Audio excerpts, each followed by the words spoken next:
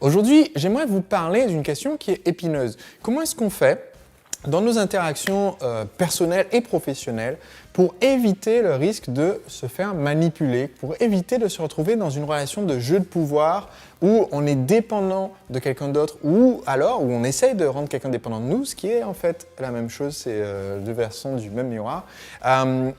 Comment faire pour éviter de tomber dans ce piège, d'être dans ce jeu de force, dans ce jeu de pouvoir et du coup de se retrouver forcé de faire des choses qui ne nous plaisent pas ou qui ne sont pas en accord avec nos valeurs. Aujourd'hui, le conseil que je vais partager avec vous est tiré d'un livre qui traite exactement de cette question et qui s'appelle « Relations et jeux de pouvoir » de Jean-Jacques Crèvecoeur. Dans ce livre de Jean-Jacques Crèvecoeur, il aborde plusieurs sujets. Premièrement, comment est-ce qu'on fait pour déterminer qu'on se retrouve soudainement dans un jeu de pouvoir? Comment est-ce qu'on fait pour percevoir à l'avance dans une conversation qu'on ne va pas dans la bonne direction et que là est en train de s'engager justement ce qu'il appelle un jeu de pouvoir, qui est en fait une stratégie de communication et de comportement qui n'est pas efficace, que ce soit sur le court terme ou sur le long terme, pour que nos besoins soient remplis et que les besoins de la personne en face soient remplis également. Et donc, le livre vous fait avancer dans plusieurs phases parce que non seulement il faut comprendre pourquoi le jeu de pouvoir se met en place, mais aussi comment est-ce qu'on fait pour le repérer et comment est-ce qu'on fait pour le désamorcer avant que ça ne finisse par exploser. Et en lisant le livre, je me suis rendu compte que, premièrement, dans la vie au quotidien de la majorité des gens, il y a énormément de ces jeux de pouvoir dont moi je ne m'étais pas rendu compte. Même dans ma propre vie, je me disais ça m'arrive jamais. Il y a des exemples dedans aussi bien professionnels que personnels, avec des couples qui essaient de se débrouiller pour ne pas avoir affaire à changer les couches par exemple du bébé et où chacun va essayer de faire comprendre à l'autre qu'il est temps de changer les couches du bébé. Ah, on dirait qu'il faut la changer. Ah, t'as raison, je pense qu'il faut la changer. Et bon, voilà, c'est juste pour voir laquelle va se décider. Et là, c'est encore une fois un jeu de pouvoir parce qu'aucun des deux n'assume et ne dit clairement écoute, je suis très fatigué et j'ai l'impression que c'est toujours moi qui m'en occupe et donc j'aimerais que tu t'en occupes. Et si il n'y a pas cette franchise, cette honnêteté, eh bien c'est là qu'on commence à rentrer dans un jeu pour essayer de forcer l'autre à se décider tout seul à le faire. Donc il y a plein d'exemples comme ça dans le livre. Mais ce que je vais retirer aujourd'hui comme conseil que je vais partager avec vous, se trouve à l'étape numéro 3, qui est ce que Jean-Jacques Crèvecoeur appelle s'ancrer dans le principe de réalité. Et pour cela, il donne 7 ancrages, et je vais en aborder très rapidement 3 et vous donner une des ressources que Jean-Jacques partage dans le livre. Parce que autant les exemples étant très variés, vous n'allez pas forcément vous reconnaître dans tous les exemples, mais peut-être dans quelques-uns. Autant je me suis rendu compte que dans certaines conversations professionnelles, je dérogeais à ce principe d'ancrage dans la réalité et que ça me causait des difficultés, de l'angoisse. Parce qu'en amont d'une négociation ou d'une conversation, si moi je savais par exemple que j'avais pourtant la main et le pouvoir de décision, je risquais quand même de tomber au final dans une issue de la négociation, de la conversation qui ne me convient pas, tout simplement parce que justement, je n'osais pas dire quel était mon besoin à moi. Et parmi donc les ancrages, il y en a 3 que je vais aborder ici. Le premier, c'est je prends mes distances par rapport aux croyances, aux images et aux messages contraignants qui pèsent sur moi. Je me prépare en me identifiant et en m'accordant des permissions, donc s'ancrer dans ces permissions. Le deuxième, c'est j'ai confiance dans ce que je sens et que je ne veux pas, je respecte mes besoins, mes limites et mon intégrité, je m'ancre dans mes besoins. Et le troisième, je ne traite avec mon interlocuteur que de ce qui nous concerne lui et moi, je n'accepte pas que des absents ou des tiers interfèrent dans notre relation, je m'ancre dans la relation présente.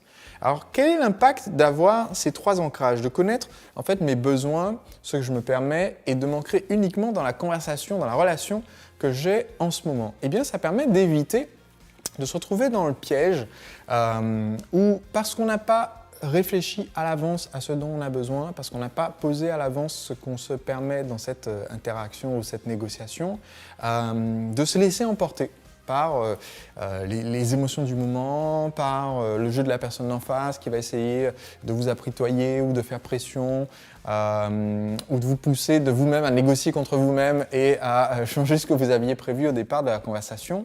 Et pour moi, un des outils les plus utiles et plus importants que j'ai trouvé dans ce livre, c'est un engagement qui est abordé dans ce même chapitre et qui consiste en fait en 4 étapes. En fait, quand vous allez aborder une de ces conversations difficiles, et j'ai déjà parlé des conversations difficiles dans un précédent épisode des lectures du lundi, dont vous trouverez sûrement le lien juste en dessous de cet épisode.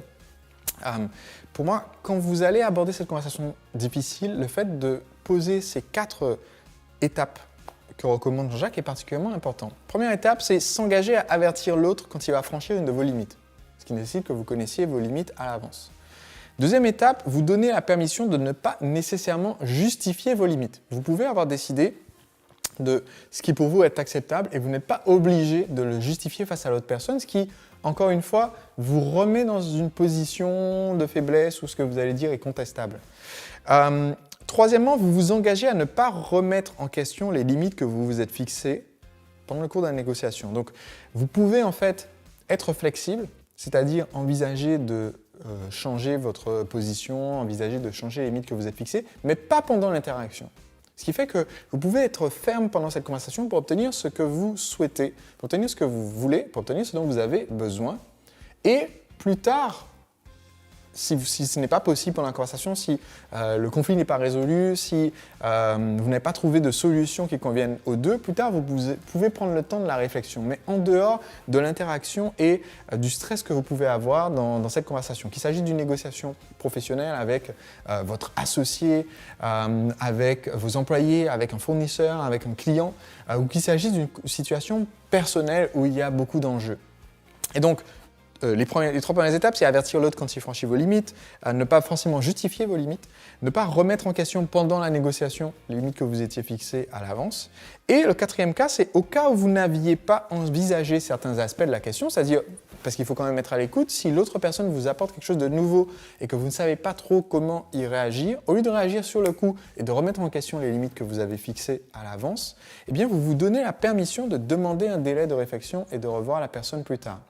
Et en fait, en ayant ces 4 règles, en vous fixant ces 4 règles quand vous allez avoir cette conversation difficile ou cette négociation, eh bien, ça va vous faciliter l'obtention d'une solution qui corresponde à vos besoins. Donc, ce livre de Jean-Jacques Crèvecoeur il représente quand même un certain nombre de pages. Je sais que beaucoup d'entrepreneurs ne le lisent pas beaucoup, il fait 500 pages. Ce que je vous recommande comme façon de consommer le livre, c'est de profiter en fait de ce qu'a fait l'auteur, qui est d'avoir un résumé à chaque étape. Donc il a un résumé à chaque étape qui est composé ici de 7 ancrages.